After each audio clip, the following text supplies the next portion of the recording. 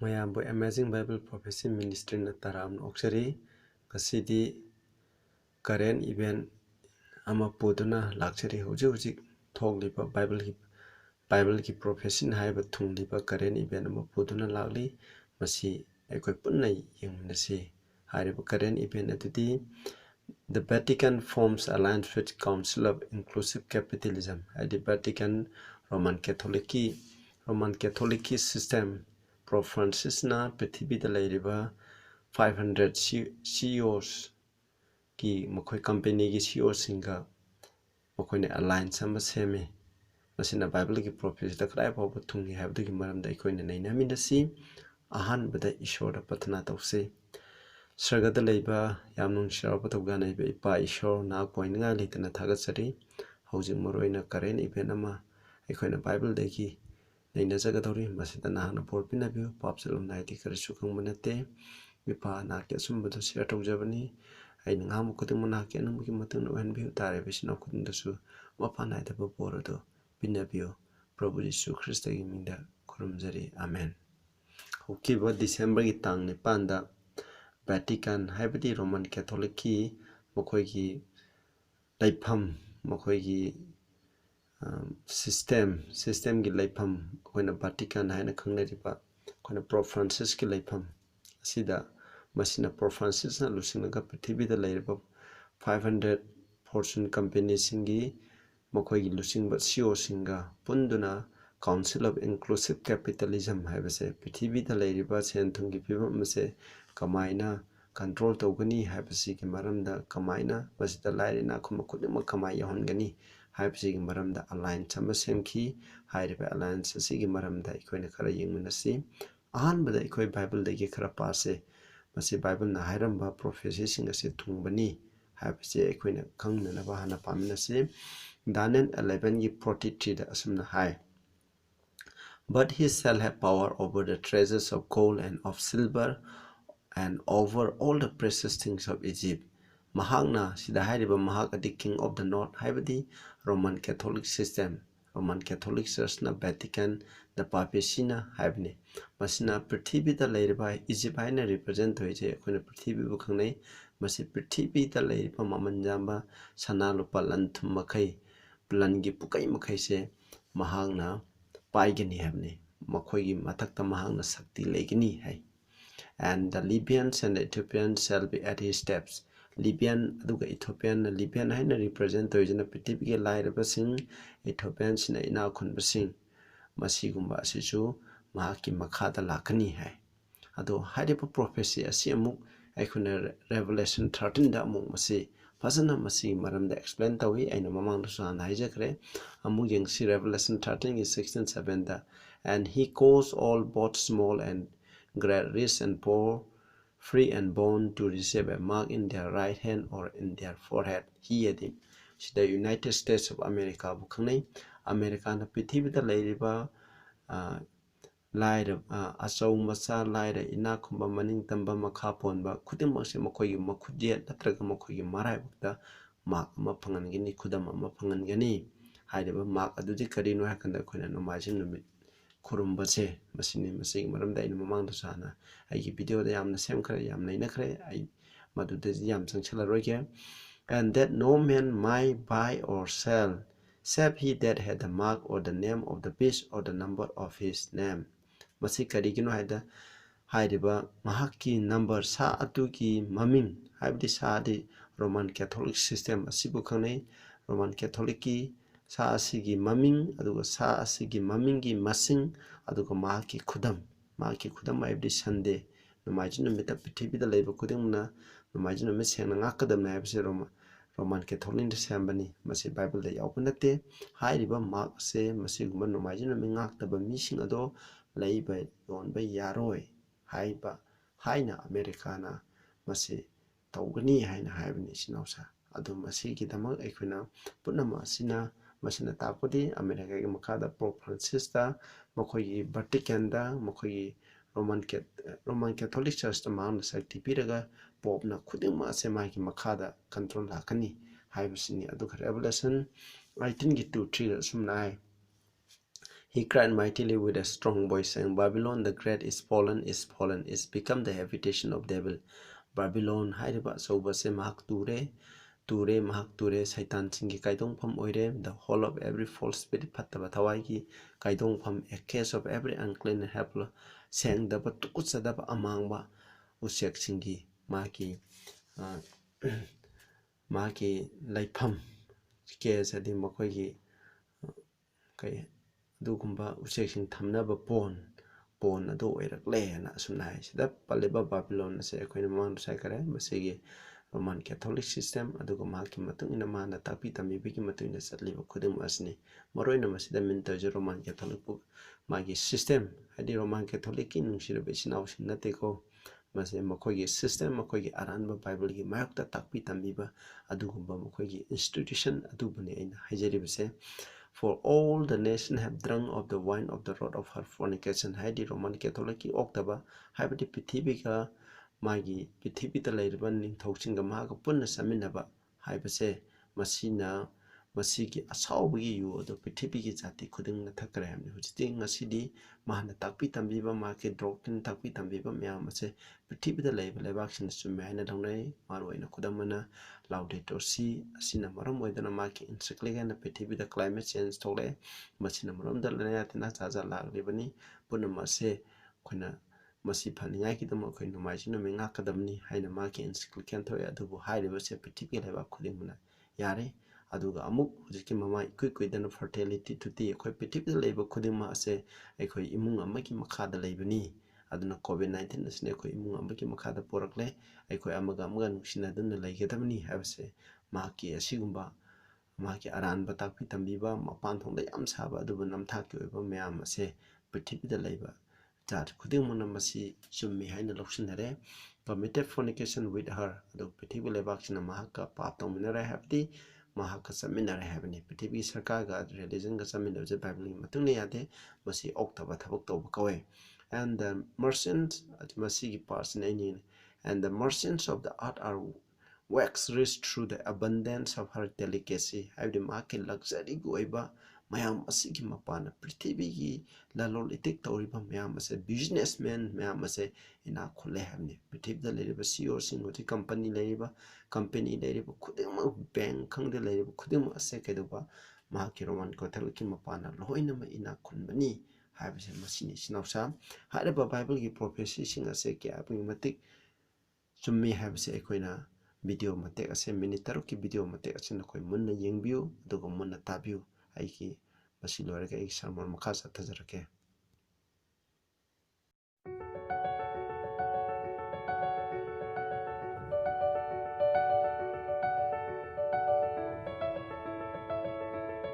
È necessario e urgente un sistema economico giusto,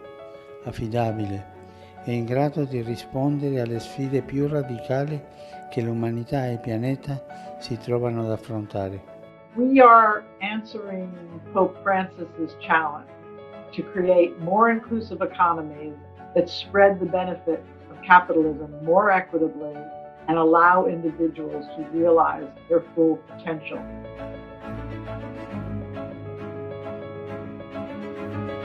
A majority of people around the world say that they think their families will be worse off in 5 years. That's a scenario that we simply can't accept. Too much wealth has accreted to too few people. If you make money, what's the point if you're not prepared to share it? If the people who help make that wealth for you can't live with dignity? It's inclusive capitalism, though, and we have to recognize that starting from where we are to where we need to get to, we need to bring everyone along, and there will be adjustments that come with that. We do need the private sector's ingenuity, capital, technology, people, everything, their passion to come to the party. We want to operate in a sustainable way, where incentives are aligned across generations, not just across quarters, and the main actors take a long-term perspective. Aligning our innovation with the UN Sustainable Development Goals and the priorities of inclusive capitalism is both a business and sustainability imperative. Two reasons, I think, why I'd say concrete commitments to inclusive capitalism matter. I mean, the first, and not to be underestimated, really important, is they can inspire other people. And the second thing that I would say around concrete public commitments is they can help build trust. Leaders in the business community can be a unifying force. They can be a source of opportunity. They can be a source of understanding. So we as business leaders can step up and solve many of these economic problems. I think business plays a very important role in resolving these challenges. I think businesses have to become, part of the solution through leadership by example and through leadership by incentives. We are stewards of this earth. It's our duty to keep it clean and to keep it decent for future generations. I'm wanting to embark on this journey to provide the guidance and the assistance of the church's own social thought and whatever other consideration might be necessary, whether ethical or, just social guidance, so that this group that has, taken up such a noble task of making capitalism work for the good of humanity, achieve its goal and land on target. So this is our vision, this is our purpose. Look, the fact that different religions need to come together on all matters is just the crying need of the times in our world. Faith cannot be used to pull us apart. Faith is meant to bring us together. And the fact that I'm a Sikh and somebody else is a different religion, to me, doesn't matter. Our work is indeed about social justice, which is rooted in the gospel. The idea that every person deserves to live in a just society. Capitalism is at the heart of innovation that creates higher standard of living. And we know that it's been working, yet we also know we can do a lot better. We need a new system focused on the well-being of people. It's a big challenge, but if it is done right, the benefits will be immense. It's not just an asset owner, it's not just an asset manager, it's not just a CEO, it's not just these boards of directors. We have to work collectively over the long term. What I think capitalism has to stand for to be inclusive capitalism, how we help everybody have equal access to the opportunity, have the economic mobility. The Council is a terrific body in which we can assemble a critical mass of companies to join and commit to concrete actions that not only affect and improve the communities in which we live, but affect the world community of which we're all a part of. We believe we need more than 1,000 organizations on board, and only with this very purposeful collective action, we will see the systemic change across markets that will make capitalism truly inclusive. We invite all businesses, large and small, and individuals to join us as stewards for inclusive capitalism by going to our website, agreeing the principles, and making your own commitments to inclusive capitalism. Please join us. Thank you.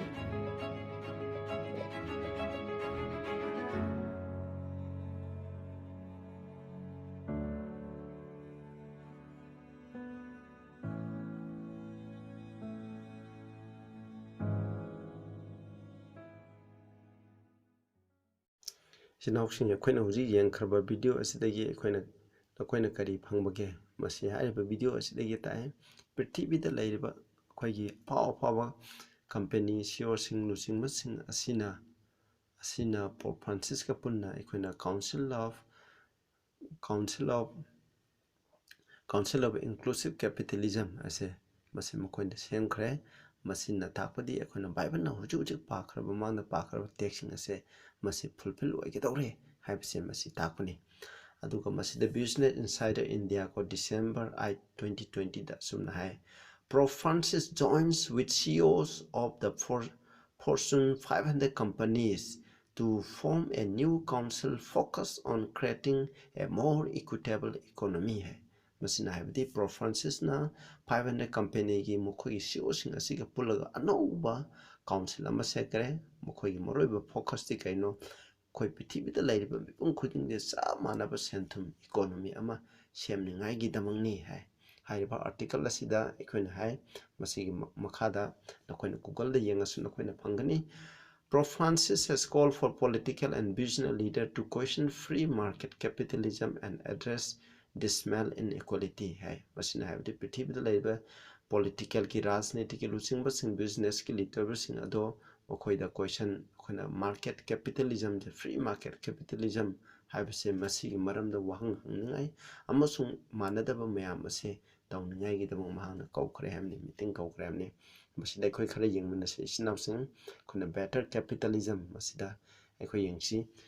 The CEOs of Visa,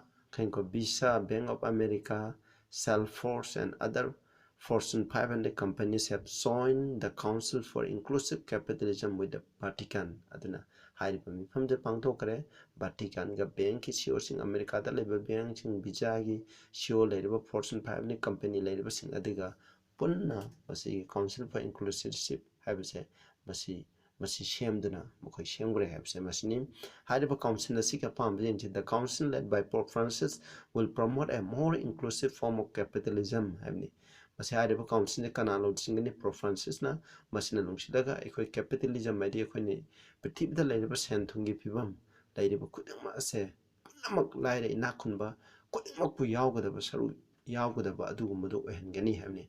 Encouraging leaders to advance fairer policy and reduce inequality in choice. Samaj da manadaba karana inakhulaga pukan kunba karana lairaga saninga thaniga litaba siguma miyam se hanthaniga gidama yamna phajaba policy sing sengwadam hamni. Sinausa market plan se mapan thongda yamna phajaba masi prithibda laiba khudimuna loi yakni adubu maiki marumdadi kaino masigi mapana prithibigi ki economy ase mahaki makhan maki khubam nungda control toba pame aduga maki roibe agenda de prithibda laiba mipum khudimukse koina climate change huji coronavirus asina singba asidegi punama control tawngai gi namada nomaji numise sena nga kadamni habse masi mahaki plan madugi tamangni hai. So that the members company represent more than $10.5 trillion in asset under management. Masigi management gi dama 10.5 trillion je masigi asset se mokoi hariba company myam ji apun paisa je masing any have so much land. Aduga this council will follow the warning from Pope Francis to listen to the cry of the earth and the cry of the poor. Hai masina habse masigi council asina Pope Francis na people warning khudimuk logani haide prithibhi degi tengthariba sing lairaba sing na tengthariba saningai thenika leitaba tonga tonga pham degi tengthariba khudung base masi taningai gi demo warning pigine and answer society demand for a more equitable sustainable model of growth. A representative from the council said council gi representative nani hariba aduga masina masigi samaj asigi darkar leiriba koina manaba ekoina sakhap sa manaba ekoibu hingangadaba adugumba demand leibado madugi pakhum madu masina pigadamni haina asumna hairi masini akoina hairi basinga se huji mukhuna semkhrabani aduga akoi makata na mu yengmina se sida hai masina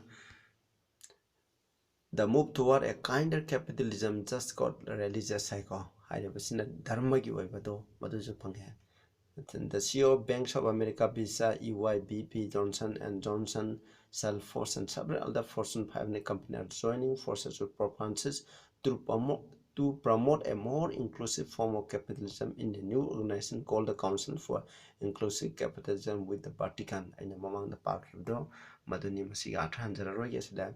To join, business leaders must commit to measurable steps to create a more equitable and fair economic system. Aduga masida yawriba business leaders singasina ekoina prithibhi akoi chamanaba fair economic system chamanaba laire ina khum kudmobu phangangadaba adugumbagi thaurangdo lokthakadamni including adherence to the UN's sustainable development goal. UN na hoji tawriba sustainable development goals e masigi matu ina sakadabani hani. As part of the commitment, the company must take steps toward ending poverty. Hariba masigi commitment asigi matu ina hariba company sing prithibda laiba ina khun masing manganingai ki damak lairaba muthaningai ki damak providing access to clear water, asengba ising, reducing income inequality aduga income sing ase ekoina manadaba laiba singse masi hantaningai ki damak ꯊꯕꯛ ꯇꯧꯒꯅꯤ ꯍꯥꯏꯕꯅꯤ ꯁꯤꯅꯥꯎꯆꯥ ꯑꯗꯨꯒ ꯑꯩꯈꯣꯏꯅ ꯕꯥꯏꯕꯜꯒꯤ ꯂꯥꯏꯠꯇ ꯌꯦꯡꯁꯤ ꯑꯦꯂꯟ ꯖꯨꯋꯥꯏꯅ ꯁꯦꯂꯦꯛꯇꯦꯗ message book 2ꯒꯤ page 145 ꯑꯁꯨꯝꯅ ꯍꯥꯏꯔꯝꯃꯤ The trade unions will be one of the agencies that will bring upon this earth a time of trouble such as not been since the world began. Prithvi hꯧꯕꯗꯒꯤꯅ ꯍꯧꯖꯤꯛ ꯐꯥꯎꯕ ꯂꯩꯔꯛꯇꯕ ꯌꯥꯝꯅ ꯇꯝꯊꯤꯕ ꯃꯈꯜꯒꯤ trouble ꯑꯃ ꯄ꯭ꯔꯤꯊꯤꯕꯤꯗ ꯕꯤꯖꯤꯅꯦꯁꯀꯤ ꯇꯧꯔꯤꯕ ꯇ꯭ꯔꯦꯗ ꯌꯨꯅꯤꯌꯟꯁꯤꯡ ꯑꯁꯤꯅ ꯄ꯭ꯔꯤꯊꯤꯕꯤꯗ ꯄꯨꯔꯛꯀꯅꯤ ꯍꯥꯏꯕꯅꯤ ꯑꯗꯨꯒꯨꯝꯕ ꯄꯨꯔꯛꯅꯒꯤ ꯑꯦꯖꯦꯟꯁꯤ ꯑꯃ ꯑꯣꯏꯒꯅꯤ ꯍꯥꯏꯅ ꯃꯥꯡꯅ ꯍꯥꯏ ꯕꯥꯏꯕꯜꯒꯤ ꯂꯥꯏꯐꯀꯤ ꯃꯇꯨꯡ ꯏꯟꯅ ꯉꯁꯤꯗꯤ ꯍꯥꯏꯔꯤꯕꯁꯤꯡ ꯑꯁꯦ ꯌꯥꯝꯅ ꯆꯨꯝꯂꯕ ꯋꯥꯐꯝꯅꯤ ꯑꯗꯨꯒ ꯁꯤꯗ ꯃꯊꯪꯗ ꯑꯃꯨꯛ ꯌꯦꯡ big business gets its wing as leader from major US company partner with Pope Francis ꯑꯃꯦꯔꯤꯀꯥꯒꯤ ꯃꯦꯖꯔ ꯑꯆꯧꯕ ꯀꯝꯄꯦꯅꯤꯁꯤꯡꯒꯤ ꯂꯨꯆꯤꯡꯕꯁꯤꯡ ꯑꯁꯤꯅ ꯄꯣꯞ ꯐ꯭ꯔꯥꯟꯁꯤꯁꯀ ꯄꯨꯟꯈ꯭ꯔꯦ ꯍꯥꯏꯕꯅꯤ ꯕꯤग ꯕꯤꯖꯤꯅꯦꯁ ꯀꯣ ꯑꯆꯧꯕ ꯕꯤꯖꯤꯅꯦꯁ ꯑꯁꯦ ꯄꯨꯟꯈ꯭ꯔꯦ ꯍꯥꯏꯁꯤꯗ ꯑꯗꯨꯒ ꯃꯊꯪꯗ ꯑꯩꯈꯣꯏꯅ ꯏꯟꯀ꯭ꯂꯨꯁꯤቭ ꯀꯦꯄꯤꯇꯦꯂꯤꯖꯝꯒꯤ ꯃꯔꯝꯁꯤꯗ ꯑꯩꯈꯣꯏꯅ ꯉꯁꯥꯏ ꯈꯔꯁꯨ ꯌꯦꯡꯈ꯭ꯔꯦ ꯚꯤꯗꯤꯑꯣꯗ ꯃꯁꯤꯗꯒꯤ ꯑꯩꯈꯣꯏꯅ ꯌꯦꯡꯁꯤ ꯔꯣꯠ ꯆꯥꯏꯜ ꯃꯁꯤꯒꯤ ꯃꯔꯝꯗ ꯑꯩꯈꯣꯏꯅ ꯌꯦꯡꯁꯤ in what in God's name ꯏꯁꯣꯔꯒꯤ ꯃꯤꯡꯗ ꯀꯔꯤ ꯇꯧꯒꯅꯤ Pope Francis plan to fix global capitalism ꯍꯥꯏꯗꯤ ꯀꯅꯥꯒꯨꯝꯕ ꯈꯔꯅ ꯄꯩꯁꯥ ꯃꯁꯥꯅ ꯄꯥꯏꯔꯒ ꯄꯩꯁꯥ ꯇꯥꯟꯖꯕ ꯂꯩꯕꯥꯛꯀꯤ ꯃꯁꯥꯒꯤ ꯐꯅꯤꯡꯉꯥꯏꯒꯤ ꯍꯣꯠꯅꯕꯁꯦ ꯃꯁꯤꯒꯨꯝꯕꯁꯤꯅ ꯃꯔꯝ ꯑꯣꯏꯗꯅ ꯀꯅꯥꯒꯨꯝꯕ ꯈꯔꯅ ꯄꯨꯡ ꯏꯅꯥꯛ ꯈꯨꯜꯂꯦ ꯂꯥꯏꯔꯕ ꯀꯥꯡꯕꯨꯅ ꯄꯨꯡꯂꯥꯏ ꯂꯥꯏꯔꯔꯦ ꯍꯥꯏꯔꯤꯕ ꯃꯁꯤꯒꯤ ꯄ꯭ꯔꯣꯕ꯭ꯂꯦꯝ ꯑꯁꯦ ꯃꯨꯠꯊꯠꯅꯤꯡꯉꯥꯏꯒꯤꯗꯃꯛ ꯃꯥꯅ plan ꯇꯧꯔꯕꯅꯤ with the help of the Rothschilds Rockefellers and Mastercard ꯑꯩꯈꯣꯏꯅ ꯍꯧꯖꯤꯛ ꯕꯦꯡꯀꯤ ꯀꯥꯔꯗ Mastercard ꯍꯥꯏꯔꯤꯕꯁꯤꯡ ꯃꯁꯤꯒꯤ CEOꯁꯤꯡ Rockefellers ꯑꯗꯨꯒ Rothschild ꯃꯈꯣꯏꯒꯤ ꯕꯦꯡꯀꯤ ꯄ꯭ꯔꯤꯊꯤꯕꯤꯒꯤ ꯂꯩꯔꯤꯕ ꯄ꯭ꯔꯥꯏꯚꯦꯠ ꯁꯦꯛꯇꯔꯒꯤ ꯕꯦꯡ ꯄ꯭ꯔꯤꯊꯤꯕꯤꯗ ꯂꯩꯔꯤꯕ ꯕꯦꯡꯁꯤꯡ ꯑꯁꯦ ꯄꯨꯝꯅꯃꯛꯀꯤ ꯑꯁꯤꯒꯤ ꯍꯧꯔꯛꯐꯝ ꯑꯣꯏꯔꯤꯕ ꯃꯈꯣꯏꯁꯤꯡ ꯑꯁꯤꯒ ꯄꯨꯟꯅ ꯇꯧꯃꯤꯟꯅꯒꯅꯤ instead of the poor and destitute ꯂꯥꯏꯔꯕ ꯑꯃꯁꯨꯡ ꯀꯅꯥ ꯂꯩꯖꯗ꯭ꯔꯕꯁꯤꯡ ꯑꯁꯤꯅ ꯑꯩꯈꯣꯏꯅ ꯈꯪꯉꯤ the meek who shall inherit the earth taking their rightful place alongside the Pope to fight against globalization on straight. The Vatican has announced it will form a historic partnership with business known as a Council for Inclusive Capitalism. Masina habise Pope Francisna Council of Capitalism asiga makoina semgani habni huji akoina mamanda yengkhra semkhrabni masi kunnamoksina kaidoba akoina prithibida leita lairaba leiriba mayamse masi manghaningai gi damako chamana ba chakthung phangningai gi damangni habni masidi am chalaroi I am explain tawjarroi mathangda akoina mu yengsi Biden gi maramda mu asna maidena kaum hujiki chamana badu dai forgive me father but that sounds an awful lot like the controversial progressive form being touted by Joe Biden and Kamala Harris that has divided United down the middle. In other words, this unholy marriage has already alienated at least one half of the US population who fear a Biden presidency will herald in end of socialism in America. America da Biden president of the socialism hadi communism ase amuk hawragani hamni ai yamna ngangroi sida aduga ipen tangna anum sida anum loigi aduga mathangda amu ikhoni yengche Pope joined with global companies to promote capitalism in line with the UN's pro-abortion goal adi ptv pro-abortion goal adi UN ona chu ekhoi angang singje abortion tawbse masi yai habni masi ke maru leinena problem ko koina ptv company sing ase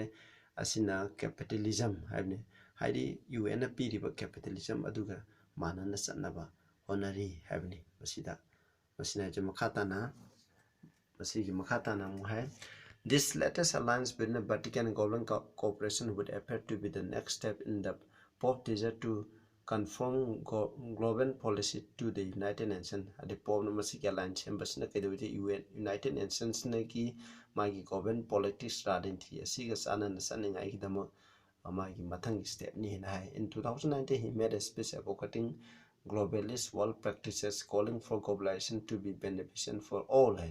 1998 mahaki speech ta habse prithvi ta leiba khudin globalization asina magi globalist world practices na prithvi ta leiba mipam khudin mukana ba phangan gadamne hamni haidi akoi amatani habsine referring as supranational common good hamni akoi prithvi ta leiba khudin mukse mayam se loina phaningai gi tamu sengadamne hamni the Pope added that there is need for a specially legally considered authority capable of facilitating its implementation. Adana prithvi weba legal adi ain gi mating oina tawraga masigi authority magi ꯍꯥꯏꯗꯤ ꯃꯁꯤ implement ꯇꯧꯅꯤꯡꯉꯥꯏꯒꯤ authority ꯑꯗꯣ ꯃꯁꯤ ꯁꯦꯝꯕ ꯗꯔꯀꯥꯔ ꯂꯩ ꯍꯥꯏꯅ ꯃꯍꯥꯛꯅ ꯑꯁꯨꯝꯅ ꯍꯥꯏ ꯃꯊꯪꯗ ꯑꯃꯨꯛ ꯌꯦꯡꯁꯤ ꯄ꯭ꯔꯣꯐ꯭ꯔꯥꯟꯁꯤꯞ ꯕꯤꯀꯝꯁ moral guide to inclusive capitalism ꯍꯥꯏ ꯃꯁꯤꯅ ꯑꯥꯔꯇꯤꯀꯜ ꯑꯃꯅꯤ ꯃꯁꯤꯗ ꯍꯥꯏꯕꯁꯦ ꯄ꯭ꯔꯣꯐ꯭ꯔꯥꯟꯁꯤꯁꯅ ꯑꯩꯈꯣꯏꯅ ꯃꯤꯄꯨꯝ ꯈꯨꯗꯤꯡꯃꯛꯄꯨ ꯁꯔꯨꯛ ꯌꯥꯒꯗꯕ ꯀꯦꯄꯤꯇꯦꯂꯤꯖꯝ ꯍꯥꯏꯕꯁꯦ ꯑꯩꯈꯣꯏ ꯁꯦꯟꯊꯨꯝꯁꯦ ꯃꯁꯤꯒꯤ ꯃꯣꯔꯦꯜ ꯃꯥꯒꯤ ꯑꯩꯈꯣꯏꯅ ꯙꯔꯃꯒꯤ ꯑꯣꯏꯕ ꯂꯨꯆꯤꯡꯕ ꯑꯗꯨꯅꯤ ꯍꯥꯏ by accepting the church moral authority big business is embracing religion to create a new trust economic system aduna Pope Francis ka prithibi gi akhona CEO sing asiga masina big business leaders sing asiga magi church ki authority se yaduna mokhoina anoba religion ama prithibi economic system de thajaba yaba economic system sem ngai ki dama mokhoina religion ama laujari bani hai masi akhona masi karamba religion lauribna mokhoina Roman Catholic religion mokhoina takpi tambibado masi chummi haina lauraka mokhoi ki matungna chalibne masida hairibse Pope Francis become moral guide to sida lare aduna masi mathangda aikoina aroibada aikoi chatlasi aroiba quotation amthanga pachara ke sinausin masi aikoina aliance wine iramba lyrics Spirit of Prophecy volume 4 masigi page 397 hai masi munna tabi usnausin masi akoina Bible legi hairam budugi matuina mahaki light asune Bible revelation da Daniel da hairam budugi matuina mana amni the Christian world will learn what Romanism really is Romanism ki aseng basaktam je karino haibse prithibi da leba Christian world sing asina khanglakani tamlakani when it is too late to escape the snare adubu masidagi nanthokpado yamna thenglaba matamda masigi aseng saktam adu khanglakani hai masina haidi mokhoina romgi mokhuta takhraga mokhogi namthakse sini ko haibse aseng bado ma khanglakani hai adubu matamda do mangondagi nanthokpadi yam thengbalagane ne she is silently growing into power Roman Catholic se thajadana ma se sakti paikhalebne aikoina 1798 magi Delhi bun phangre sikre magi pangan sakti leitere adubu hojiti tamna magi pangal je hoji lona ko silent hoji gore hoji aduna pithibi na yabulu singbasing hoji ai akoina CEO sing pithibi de ta magi akoina dharma gi atopa dharma gi lusingbasing aduga rajniti gi leba khudimuna yabulu singba je hoji gore ne Pope Francis her doctrines are exerting their influence in legislative home adu maki doctrine si maki takpi tambi si legislative hall aji akhoi leba ki wen thoda gi akhoi housing da masigi influence lere in the churching da in the hearts of men mi thamoida kanana yaroi de we yeng man hoji khone laudo to si here masida puthoi je mana climate change asina maram oidana nomaijin mingak tabasina maram oidana climate change dae masina maram oidana phataba mayam kaman gut taw hede khone nomaijin min hapta mun da nomaijin pathara gadamni duita de khone climate change pharakani hai mase maki laudi to si yabu ko loina 2015 da Paris climate agreement je UN ogi makada sai prithibi leba kyana sai tawduna masi chumme na hoji janari bini aduga hoji kuidana mamangi October da phongkiba fertility asinasu prithibi da leba koi khudimu loina nungsinagdamni aikoi ichna amatagi makhada leigedamni laire ina khunba chamana sakthung phangduna aikoina leigedamni aikoi nungsinana leigedamni hamni masigumba nungsibigi opawjibu yarodeba kana leige adubu Bible masi haribu khudum ase tan ngaktani haribu maki message mi gi thamoida loin yaw hamni throughout the land she is piling up her lofty massive structure in the secret recesses of which her promulgation will be repeated aduna mana pithibigi throughout the land and pithibi mafam khuding ta mahangna maki aso structure kamarum sengatuna thamni haribu sida kaidoba akoina hana mamangda mana dark ages ki matamda palingi matamda prithip je maki kubam da thangbado hat khris man takpi tammi matuna sataba misingbu hatupodo adugumbo makhan gi wadaibudo mu halang ngai ki damne she is still daily and unexpectedly strengthening her forces to further her own ends when the time shall come for her to strike her aduna mana thangsada mongna magi pangal magi sakti makaido mahana papang kangkhalai aduga mahaki aroiba haidi mahangna yaibi are mahangna to ere hebdo madu to ngai ki dama na hairibni all that he desired is bounteous ground. Mana pamadi magi kudong saba ground ni. This is soon to be given her mongon the petit level leba kuding the soil in the piragani America na piragani petit leba kuding monamon the sakti piragani is not in the near future. We shall see and shall feel what the purpose of Roman element is. Roman element ki maroi pa magi pandam Roman Catholic na pam pakarino ato hype se koina kui dana uragane ni masigi se ngasidagi na sahi sama ki mamangda mahang na irambani. Ado hoji makti ekoina hairi bukode mus ekoina mitmang the hoji token leibni. Whosoever shall believe and obey the word of God will thereby incur reproach and persecution. Kanagumba ishona ishogi wahida thazaba aduga ishogi bible na haiba in adugi matu in chatliba mission ado mokoi da mingcha thiba aduga mokoi onaiba ado soidana phangani hamni. Sinau sanga sidi bible na hairiba prophecy ase kya the Tunkrabano Habsini, Snausa. I could meet Pangdon later say, Hosi, I could buy Bana Hibigi Matuin, I could see Habsin, Mina Hibigi Matuna, Parson, Hibigi Matuna, Salagum, Bible say, I could Mamma Park the Bomon, the equation, I never got so many habs, I couldn't Tido put up on the Moire, and Hibig sings to Lambra have the snow when it told you, Hosi they told you, Kareni Ben, a sick Bible, Daniel, Revelation, the Hidden Liver, a sick Agimatic to me have say, Equina Kangi, Bonamona Quina Tidopio. Aduki hena koi kanna partanato minasi asumba gidam koi le minasi ana mayam ta apil tam kiri partanato se sakadale bi payam tagasare koi huzik tam kraba koi na karen iben kaitung leina kraba sidana por pinabio koi mitna pangduna lehen biu ta krab kudung tanana por pinabio probona la kada bose thungdina la kare papesina maki ishona haibe in missing asibu ot nei ningai gidam pitibi economic control thong ningai gidam sem sare Habase Kangan Biba Sigam, Koykum Home Sing Labing a Man View, Koykum Board in a view, probably soon the Corondary Amen.